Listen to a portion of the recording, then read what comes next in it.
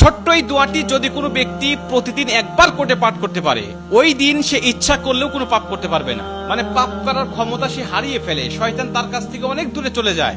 নবীজি বলছেন, যদি কোনো ব্যক্তি এই দোয়াটা মাত্র একবার পাঠ করে, যেদিন সে পাঠ করবে ওই দিন শয়তান চিৎকার করে কাঁদতে থাকে, চিৎকার করে আওয়াজ দিয়ে বলতে থাকে যে আজকে সারাদিন তুই আমার ওয়াসওয়াসা থেকে মুক্ত হয়ে গেলি, আমি ইচ্ছা করেও আজকে তোকে আর ধোঁকা দিতে পারবো না, তুই আজকে আর কোনো পথভ্রষ্টের কাজ করতে পারবি না, তুই সেটা আমার কাছ থেকে মুক্ত হয়ে গেলি। মানে এই দোয়াটার এতটাই পাওয়ার, এতটাই ক্ষমতা আল্লাহ পাক দিয়ে দিয়েছেন। অতএব আমরা এই দোয়াটা মুখস্থ রাখবো, ছোট্ট একটি দোয়া মুখস্থ করে প্রতিদিন আমরা তেলাওয়াত করব।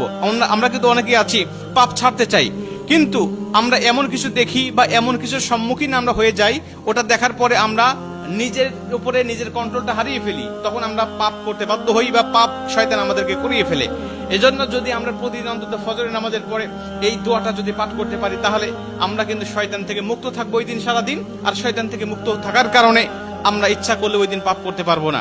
নবীজি এই দোয়াটা শিখিয়েছেন, আউযু বিল্লাহিল আযীম, আউযু বিল্লাহিল আযীম ওয়া বিওয়াজহিল কারীম ওয়া সুলতানিহিল কাদীম মিনাশ শাইতানির রাজীম।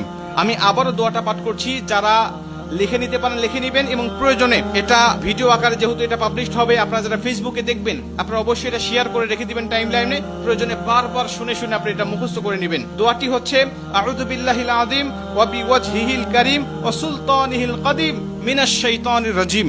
এই দোয়াটা আপনি মুখস্থ করে নেবেন, আর এই দোয়াটা পড়ার কারণে কিন্তু শয়তান থেকে আপনি মুক্ত থাকবেন। আর শয়তান যেহেতু আমাদের প্রকাশ্য শত্রু, এই শয়তান কিন্তু আমাদেরকে জাহান্নামে নেওয়ার জন্য, জান্নাত থেকে আমাদেরকে বিরত রাখার জন্য বারবার চেষ্টা করছে। আমাদের সামনে থেকে, পিছন থেকে, ডানে থেকে, বামে থেকে, সব জায়গা দিয়ে কিন্তু শয়তান আমাদেরকে ধোঁকা দেওয়ার জন্য সদা ব্যস্ততা। আল্লাহর সাথে সে চ্যালেঞ্জ করে আসছে, আল্লাহকে বলছে, আল্লাহ প্রয়োজনে তুমি জান্নাতের সংখ্যা কমিয়ে ফেলো, জাহান্নামের সংখ্যা বাড়িয়ে দাও, কারণ আমি মানুষগুলোকে যেভাবে ধোঁকা দেব, এই ধোঁকায় সে বোকা হয়ে তোমার ইবাদত আর গোলামি সে করবে না, সে নিঃসন্দেহে পথভ্রষ্ট হয়ে যাবে। এই জন্য শয়তান থেকে মুক্ত থাকার জন্য আমরা কিন্তু সর্বসময় এই দোয়াটা পাঠ করবো। প্রতিদিন অন্তত একবার এই দোয়াটা আমরা পাঠ করলে আমাদের কাছ থেকে শয়তান মুক্ত হয়ে যাবে, আমরা শয়তান মুক্ত জীবন যাপন করব। আর আমাকে যদি শয়তান ওয়াসওয়াসা না দেয়, ওই দিন কিন্তু আমি পাপ করতে পারবো না, ইচ্ছা করলে পাপের কোনো কথাই আমার মধ্যে আসবে না।